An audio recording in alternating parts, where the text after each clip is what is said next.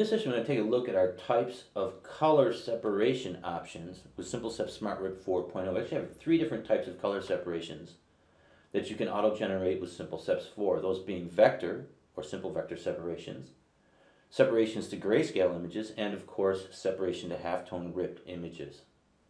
Go ahead and take a look at a graphic here. Go to Window and Untitled. Here I have my tiger graphic. Go ahead and go to Advanced Tools and we'll open up our SimpleSeps.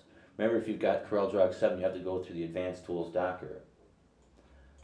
Go ahead and bring this into my view area here. Go ahead and select everything. I'll go to Color Management.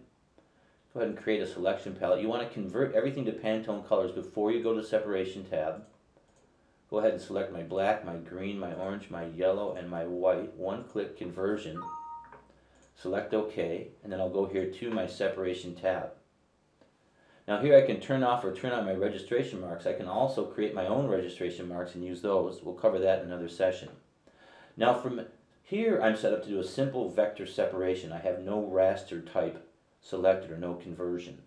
I can still generate a white base. I can still have that tinted or untinted, and I can still do a don't choke white. If I just go ahead and click on Generate Separations, then SimpleSeps will very quickly go through and create a set of vector color separations for me as vector objects. Nothing is converted to bitmaps. You can see that this is 269 objects. I could also still select an enhanced white if I wanted to here under the vector separations. Go up here to Layout and we'll go ahead and go to Delete Page. Now delete page 2 through page 6 and select OK and get back here to page 1. The next thing we have here is we have our raster type options, and here I have halftones and grayscale. Now if I want to separate to grayscale, I'll go ahead and select that. You notice that I no longer have the options for the halftones, that being the LPI or the angle. But I can still generate my white base, I can still make that untinted or tinted, and I can still choke that, etc. In fact, I can still do all the trapping, spreading, gutters, etc. that I could do with the halftones, but we just do those as grayscales. Now this might be useful if you need to send your separations out for someone else to print them and they use a different RIP than what we have here in the SimpleSeps SmartRIP 4.0. Of course, I'd recommend actually using our halftones, especially where the interlocking is concerned, because of the printing event benefits associated with the interlocking halftones. But if I go ahead and click Generate Separations here, and we'll let that process, go ahead and see that very quickly we'll have a set of grayscale color separations. And of course, if we've done trapping, spreading, choking, etc., all that would have been done for us automatically in our grayscale separations. And here we can see we have our Pantones here. There's our white, etc. And your enhanced white will also work here also under the grayscale separation. I'm going to go up here to Layout, and I'm going to go to Delete Page, and I'll go here and change this to page 2, and we'll go to Through Page, and I'm just going to go ahead and scroll up here through page 6.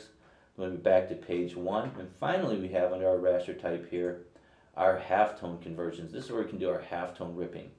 Here we can select a white base, we could go with tinted, we can auto choke that, we can do all the same things in grayscale. Now we can't do these things in the vector, of course.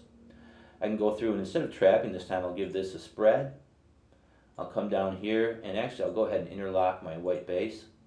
I'll go ahead and go with enhanced white again here, and then we can come down here, interlock our regular white, and then our orange and our yellow. We can go ahead and interlock those halftones, and we can select all black output for all black printing. Now if you have an inkjet that has CMYK color in it, if you use rich black as opposed to simple black, you'll still get a very dark dot even though you're not printing with all black. Go ahead and click on Generate Separations, and SimpleSeps will automatically go through and generate my halftone rip color separations for me directly in CorelDRAW. When SimpleSeps is finished processing my halftone color separations, I'll be on my halftone preview page, and then I'll be able to review all of my different halftone color separations directly as pages here in CorelDRAW. So we'll go ahead and wrap here relating to our color separation types. Once again, vector, grayscale, or ripped halftone color separations, all automated, coming directly out of SimpleSeps SmartRIP version 4.0, and we'll continue in our next training session.